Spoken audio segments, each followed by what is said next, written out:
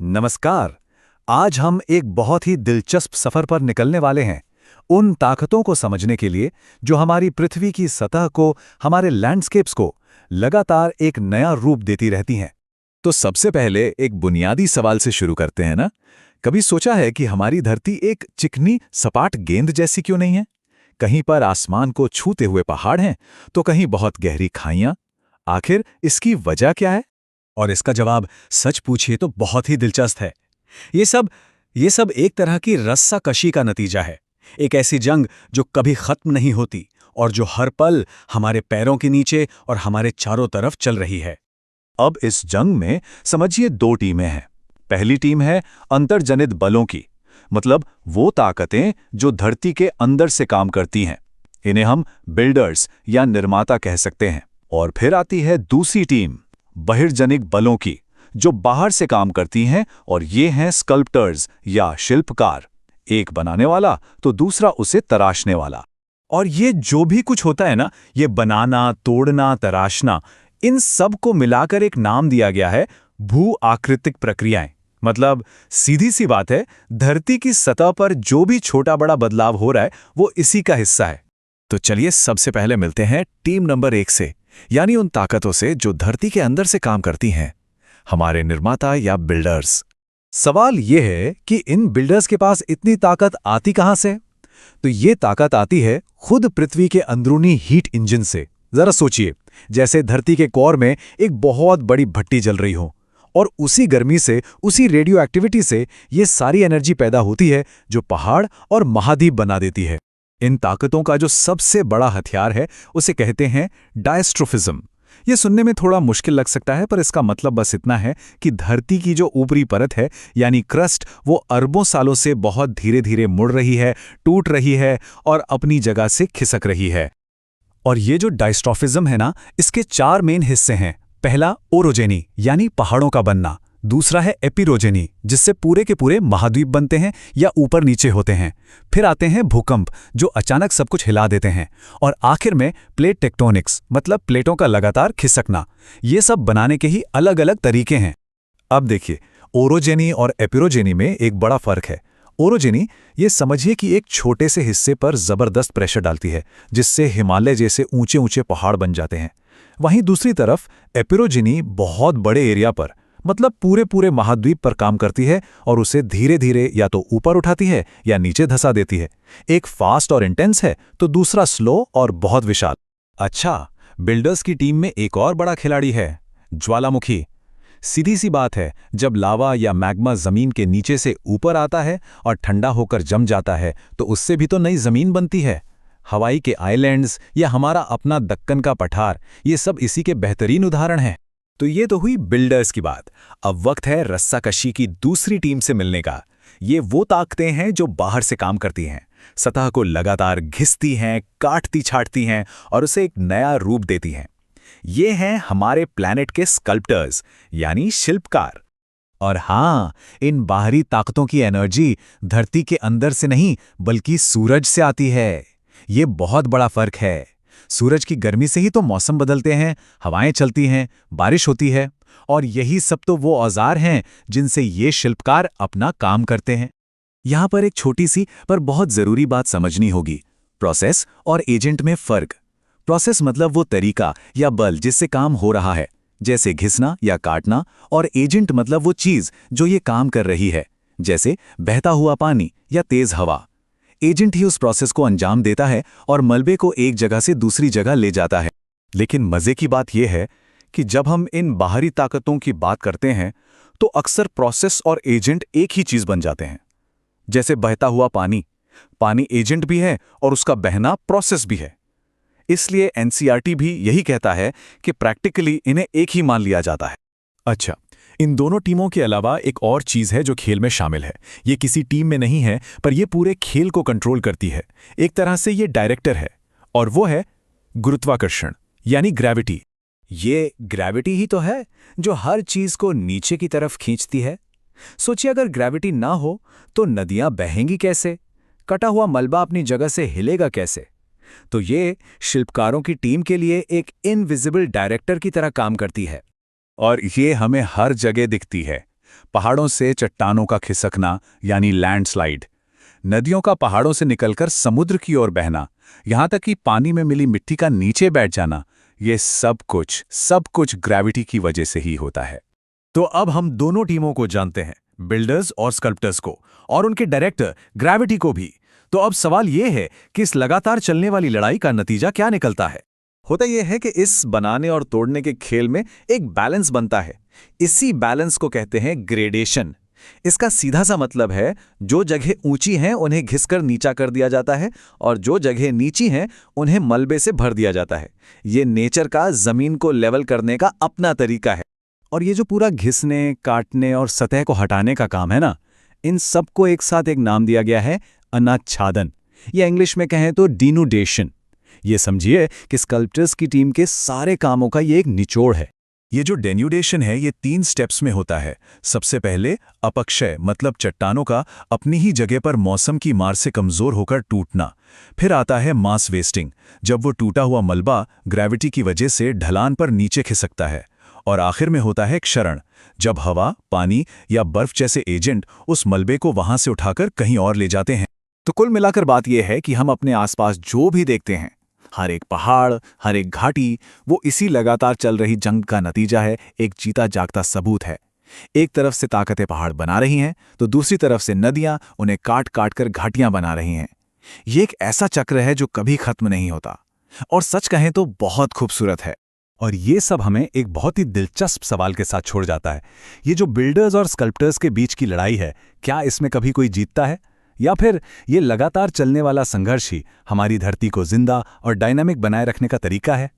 सोचने वाली बात है ना? तो सवाल सीधा सा है, क्या ये जमीन जिस पर हम खड़े हैं सच में इतनी ठोस और परमानेंट है जितनी हमें लगती है, या फिर ये सब कुछ एक बहुत ही स्लो मोशन में बदल रहा है? आइए इस पहेली को सुलझाते हैं। अच्छा, तो इस पूरी कहानी का जो पहला किरदार है ना, वो है अपक्षय। अंग्रेजी में इसे कहते हैं वेदरिंग। इसे एक तरह का खामोश हमलावर समझिए, जो सबसे मजबूत चट्टानों पर पहला वार करता है उन्हें कमजोर करने के लिए। तो ये अपक्षय या वेदरिंग है क्या आखिर? बहुत सिंपल है। सोचिए, एक चट्टान है और वो अपनी ही जगह पर बिना कहीं हिले डुले बस टूट रही है, गल रही है। यहां सबसे जरूरी शब्द है इन सीटू। इसका मतलब है ऑन द स्पॉट या मौके पर। मतलब जो कुछ भी हो रहा है उसी जगह हो रहा है, चट्टान कहीं जा नहीं रही। तो सबसे बड़ी बात जो ध्यान में रखनी है वो ये कि इसमें कोई मूवमेंट नहीं है, कोई ट्रांसपोर्टेशन नहीं। चट्टान बस कमजोर होती है, टूटती है और वहीं की वहीं बिखर जाती है। इसका आगे क्या होगा वो कहानी का अगला हिस्सा है। तो सवाल ये है कि ये चट्टानें टूटती कैसे हैं? प्रकृति के पास ना इसके लिए 3 अलग-अलग तरीके हैं, 3 तरह के हमले कह सकते हैं। चलिए एक एक करके इन तीनों को देखते हैं। पहला तरीका है केमिकल अटैक। जी हां, रासायनिक हमला। इसे समझने का सबसे अच्छा तरीका है लोहे में जंग लगना। सबने देखा है, राइट? बिल्कुल वैसे ही पानी, ऑक्सीजन, कार्बन डाइऑक्साइड और गर्मी मिलकर चट्टानों के अंदर के मिनरल्स को केमिकली बदल देते हैं, उन्हें गला देते हैं। इससे चट्टान अंदर से कमजोर हो जाती है। और हाँ, ये प्रोसेस गर्म और नमी वाली जगहों पर जैसे ट्रॉपिकल इलाकों में सबसे ज्यादा तेजी से होता है। दूसरा तरीका है फिजिकल फोर्स यानी भौतिक बल। यहां चट्टान की केमिस्ट्री नहीं बदलती, बस वो फिजिकली टूट जाती है। जैसे मान लीजिए कांच का ग्लास है, उसमें आप एकदम से गर्म पानी डाल दें तो वो चटक जाता है ना, बस कुछ वैसा ही दिन की गर्मी से चट्टानें फैलती हैं, रात की ठंड में सिकुड़ती हैं। ये रोज रोज का फैलना सिकुड़ना उन्हें तोड़ देता है। या फिर दरारों में पानी भर जाए और फिर वो जमकर बर्फ बन जाए तो वो भी चट्टान को फाड़ देता है। और तीसरा हमलावर कौन है? वो है खुद जिंदगी। बायोलॉजिकल एक्शन, मतलब पेड़ पौधे, जानवर और हम इंसान भी। पेड़ों की जड़ें दरारों में घुसकर उन्हें चौड़ा कर देती हैं। जानवर बिल खोदते हैं तो चट्टानों को ढीला कर देते हैं। और तो और जब खेतों में हल चलता है तो वो भी एक तरह से चट्टानों को तोड़ने में मदद करता है। और एनसीईआरटी में एक लाइन है जो इस बात को बहुत खूबसूरती से समझाती है। धीमा और छोटा, लेकिन थकान का असर बहुत बड़ा नुकसान करता है।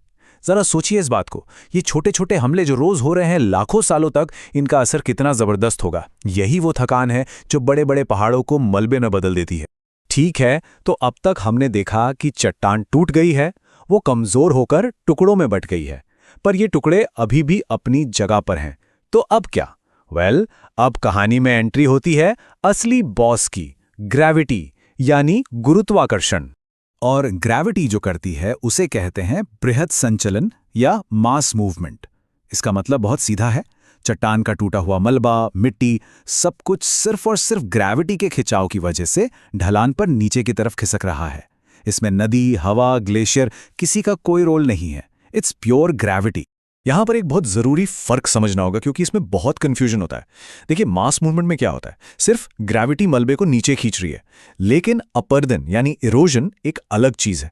इरोजन में नदी का पानी या तेज हवा या ग्लेशियर जैसे एजेंट आते हैं, वो मलबे को बकायदा उठाते हैं और उसे कहीं और ले जाकर जमा कर देते हैं। एक में सिर्फ खिसकना है, दूसरे में उठाकर ले जाना। मास मूवमेंट की एक और मजेदार बात है इसकी स्पीड। ये इतनी धीमी हो सकती है कि हमें सालों साल तक पता भी ना चले, और इतनी तेज भी हो सकती है कि पलक झपकते ही सब कुछ खत्म हो जाए। मतलब इसकी स्पीड की एक पूरी रेंज है। आइए जरा इसकी स्पीड के स्पेक्ट्रम को देखते हैं। सबसे धीमा होता है क्रीप, जिसमें मिट्टी इंच इंच करके लगभग अदृश्य तरीके से ढलान पर खिसकती है। इससे थोड़ा तेज होता है फ्लो, जैसे कीचड़ की नदी बह रही हो, जिसे मड फ्लो कहते हैं। फिर आता है स्लाइड, जिसमें जमीन का एक बड़ा हिस्सा एक साथ फिसल जाता है। और सबसे तेज और सबसे खतरनाक है फॉल, जिसमें चट्टानें या मलबा सीधा नीचे गिरता है। और जब ये मूवमेंट तेज हो जाता है और दिखने लगता है तो हम उसे आम भाषा में भूस्खलन या लैंडस्लाइड कहते हैं। और लैंडस्लाइड भी कई तरह के होते हैं, जैसे slump, debris slide, rock fall. हर एक का अपना अलग अंदाज है और अफसोस अपना अलग खतरा भी। अगर हम भारत में देखें तो दो बड़े हॉटस्पॉट हैं लैंडस्लाइड के, हिमालय और पश्चिमी घाट। पर मजे की बात यह है कि दोनों जगह वजहें बिल्कुल अलग हैं। हिमालय में क्या है, वो पहाड़ अभी बन रहे हैं, वहां टेक्टोनिक एक्टिविटी बहुत है, चट्टानें कच्ची हैं तो पूरा इलाका ही अनस्टेबल है। दूसरी तरफ पश्चिमी घाट में चट्टानें तो मजबूत हैं, लेकिन वहां बारिश इतनी ज्यादा होती है कि वो मजबूत जमीन को भी खिसका देती है।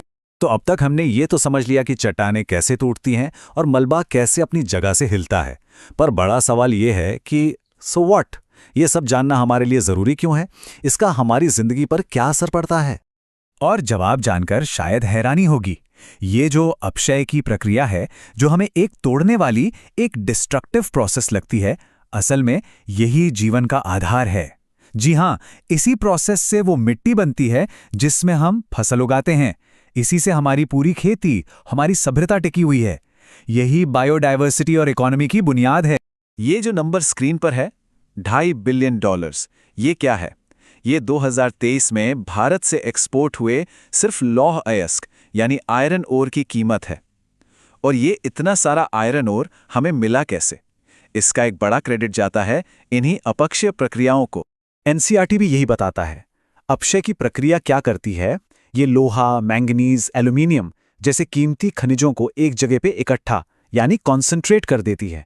इससे उन्हें खदानों से निकालना आसान और इकोनॉमिकल हो जाता है। तो देखा कैसे ये जियोलॉजिकल प्रोसेस सीधे सीधे देश की इकोनॉमी से जुड़ा है।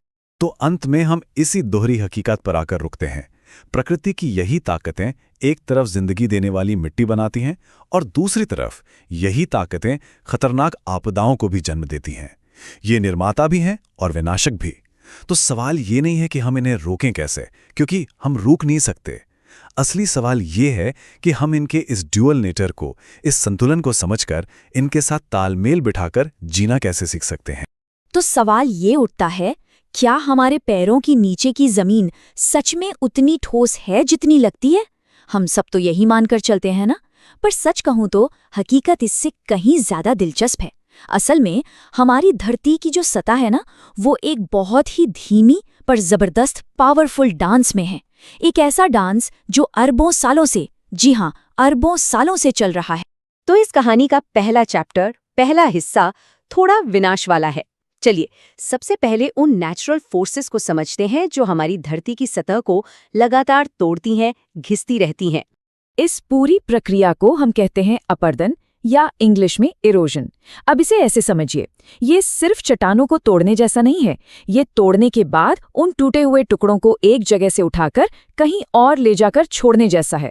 मतलब ये कुदरत की अपनी पिकअप और ड्रॉप ऑफ सर्विस है। तो सवाल है कि ये काम करता कौन है? तो मिलिए कुदरत के इन जबरदस्त कारीगरों से। सबसे पहले बहता हुआ पानी, मतलब नदियां जो पहाड़ों के बीच में गहरी खाइयां बना देती हैं। फिर आते हैं विशाल ग्लेशियर जो धीरे धीरे खिसकते हुए चट्टानों को तराश देते हैं। और हाँ, हवा को कैसे भूल सकते हैं, जो रेगिस्तान का नक्शा ही बदल देती है। और समंदर की लहरें तो हैं ही, जो लगातार किनारों से टकराकर उन्हें एक नया रूप देती रहती हैं। अच्छा, तो ये तो हुई तोड़ने और घिसने की बात। अब कहानी का दूसरा पहलू देखते हैं, निर्माण का। क्योंकि एक तरफ जहां जमीन घिस रही है, वहीं कहीं और नई जमीन बन भी तो रही है। और ये होता कब है? ये तब होता है जब ये ताकतवर एजेंट्स, मतलब नदी, हवा, एक तरह से थक जाते हैं, उनकी एनर्जी कम हो जाती है। सोचकर देखिए, अगर कोई बहुत सारा सामान लेकर दौड़ रहा हो, तो जैसे ही वो धीमा होगा, क्या होगा? सबसे भारी सामान वो पहले गिरा देगा, है ना? बस नदियां और हवा भी ठीक यही करती हैं। और इसके पीछे एक बहुत ही सिंपल लेकिन पावरफुल सिद्धांत काम करता है। ये प्योर फिजिक्स है। देखिए, जैसे ही नदी की स्पीड कम होती है, उसकी ताकत कम हो जाती है। तो जो सबसे भारी पत्थर, कंकड़ हैं, वो ग्रेविटी के कारण सबसे पहले नीचे बैठ जाते हैं। उनके बाद नंबर आता है थोड़ी हल्की रेत का, और सबसे आखिर में वो सबसे महीन मिट्टी और गाद जमा होती है, जो पानी में सबसे ज्यादा देर तक तैरती रहती है। तो इस पूरी प्रक्रिया का नतीजा क्या निकलता है? हमें मिलते हैं बड़े बड़े उपजाऊ मैदान, नदियों के मुहाने पर बने डेल्टा और बाढ़ के मैदान जो खेती के लिए इतने अच्छे होते हैं। ये सब इसी जमाव की, इसी डिपोजिशन की देन है। ये है कुदरत का चीजों को बनाने का तरीका। अच्छा, अब इन बड़े बड़े लैंडफॉर्म से जरा हटकर एक ऐसी चीज पर ध्यान देते हैं जो हम सबके जीवन का आधार है, मिट्टी। और हाँ, ये सिर्फ धूल नहीं है, मिट्टी अपने आप में एक पूरी की पूरी जीती जागती दुनिया है। जैसा कि अभी हमने बात की, मिट्टी महज धूल का ढेर नहीं है, इसे आप धरती की जीती जागती त्वचा कह सकते हैं। एक ऐसा जिंदा इकोसिस्टम जो सांस लेता है, जहां जिंदगी पनपती है और जहां जिंदगी खत्म होकर एक नई जिंदगी को जन्म देती है। मिट्टी बनने की इसी जादुई प्रक्रिया को पेडोजेनेसिस कहा जाता है। तो फिर मिट्टी बनाने की ये रेसिपी क्या है? इसके 5 मेन इंग्रेडिएंट्स हैं। इनमें से जलवायु और बायोलॉजिकल एक्टिविटी, मतलब पेड़ पौधे, जीव जंतु, ये एक्टिव शेफ की तरह हैं जो सब कुछ मिक्स करते हैं। और बाकी 3, जिस चट्टान से मिट्टी बन रही है, जमीन का ढलान और सबसे जरूरी समय, ये पैसिव चीजों की तरह हैं, मतलब बर्तन और ओवन जो बनने के लिए सही माहौल देते हैं। और ये कोई 1-2 दिन का काम नहीं है, ये एक बहुत ही धीमी यात्रा है। सब कुछ एक ठोस चट्टान के टूटने से शुरू होता है। फिर उस पर सबसे छोटे जीव जैसे बैक्टीरिया और लाइकेन उगना शुरू करते हैं। जब ये मरते हैं तो ये ह्यूमस बनाते हैं, जो मिट्टी के लिए सोने जैसा है, सबसे पौष्टिक चीज। फिर धीरे धीरे पौधे अपनी जड़ें फैलाते हैं, जानवर बिल बनाते हैं, और इस तरह हजारों, जी हाँ, हजारों साल बाद जाकर हमें एक अच्छी उपजाऊ मिट्टी मिलती। और क्लाइमेट का असर कितना जबरदस्त होता है वो यहाँ साफ दिखता है। जहाँ नमी वाली जलवायु होती है, वहाँ लगातार बारिश खनिजों को धोकर मिट्टी की निचली परतों में ले जाती है। लेकिन सूखी जगहों पर ठीक इसका उल्टा होता है। पानी भाप बनकर ऊपर की तरफ उड़ता है और अपने साथ नमक और मिनरल्स को सतह पर ही छोड़ जाता है। नतीजा, जमीन बंजर भी हो सकती है। तो अब तक हमने क्या समझा? ये जो अपर्दन है, निक्षेपण है और फिर मिट्टी का बनना, ये सब अलग अलग चीजें नहीं हैं। ये सब एक ही बड़े लगातार चल रहे डांस का हिस्सा हैं। एक बहुत ही नाजुक बैलेंस जो हमारे इस ग्रह को आकार देता है। और ये जो बात है, ये इस पूरी कहानी का निचोड़ है, उसका सार है। हमारी धरती की सतह एक तरह से एक लगातार चलने वाली रस्साकशी का मैदान है। एक तरफ है जमीन के अंदर की ताकतें जो जमीन को ऊपर उठाकर पहाड़ बनाती हैं, और दूसरी तरफ है बाहर की ताकतें, हवा, पानी, बर्फ, जो उन्हीं पहाड़ों को लगातार घिसकर नीचे लाने में लगी रहती हैं। ये एक कभी न खत्म होने वाला डायनामिक इक्विलिब्रियम है। और यहीं पर आकर एक बहुत जरूरी सवाल खड़ा होता है। आज के इस दौर में जहां इंसानी दखल इतना बढ़ गया है, क्या ये लाखों साल पुराना कुदरती बैलेंस, ये संतुलन बदल रहा है? ये एक ऐसा सवाल है जिस पर हम सबको सोचना चाहिए। चलिए, इस चर्चा को खत्म करने से पहले जो मूल सामग्री है उसमें दिया गया एक अंतिम संदेश देख लेते हैं। संदेश कुछ इस तरह है: अगर ये चैप्टर एक्सप्लेनेशन पसंद आया हो तो इसे लाइक करें, शेयर करें और ई-पाठशाला यूट्यूब चैनल को सब्सक्राइब करें। आगे ये भी कहा गया है कि ये सामग्री उन सभी स्टूडेंट्स के लिए बहुत काम की है जो एनसीईआरटी के कॉन्सेप्ट्स को अच्छी तरह समझना चाहते हैं। और आखिर में एक बहुत अच्छी बात कही गई है, आपका एक शेयर किसी और स्टूडेंट की पढ़ाई को आसान बना सकता है। तो इसी विचार के साथ आज की ये चर्चा यहीं समाप्त करते हैं।